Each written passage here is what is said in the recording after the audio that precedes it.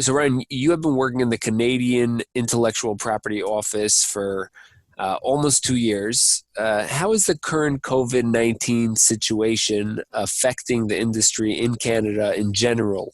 Like any major changes you've seen in the last few months? The intellectual property market has changed quite a bit in the last few months. A lot of small, medium-sized enterprises are having difficulty getting intellectual property right now. A lot of them are in business survival mode, as I'm sure you can understand.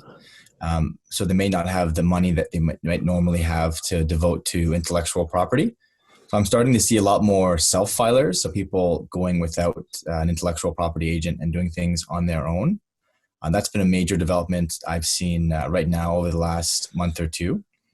Another development is the deadlines for securing intellectual property have largely been extended in Canada. Most businesses they're really devoting themselves to survival mode right now, and as such, it's great that our office is extending deadlines for them so they can focus on more pressing matters before returning to intellectual property. You had mentioned that you work closely with startups, small and medium-sized businesses, educational institutions. Yeah, So that seems like it's really taking these sectors in particular. COVID-19 is really affecting these sectors in particular with the financial aspect. that's correct. Large organizations they generally have enough cash reserves to weather this storm, at least for now.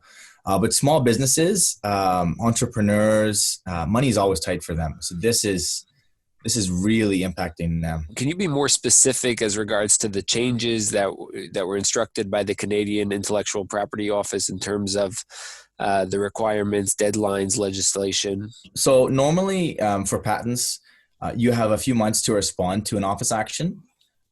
So when you file for intellectual property, an examiner will look at it, and almost invariably they'll identify a number of deficiencies in the application, send you a letter, and then give you a certain amount of time to respond to that.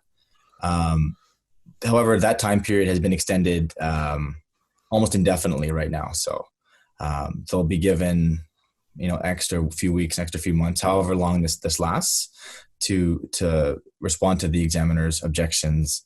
Then, at least for the last few months, our office has has a bit of a slowdown itself in terms of responding to patent and trademark applications as our employees adjust to working from an office with all the resources in the world to get the job done to more of a working from home environment, in which case a lot of employees didn't have, at least at first, the resources to do the jobs as best they could. But as this situation lasts longer and longer, employees are adapting, and we're speeding back up to full operating capacity. Basically, all your colleagues are currently, it seems like you're at home currently. Most of your colleagues basically everyone's working remotely, or were there any layoffs? There's no layoffs yet in the Canadian Intellectual Property Office, as well as the Canadian government in general. The federal government has money to weather this storm. I realized from your background that you develop commercialization strategies to help small and medium-sized companies leverage their IP portfolios to drive business growth.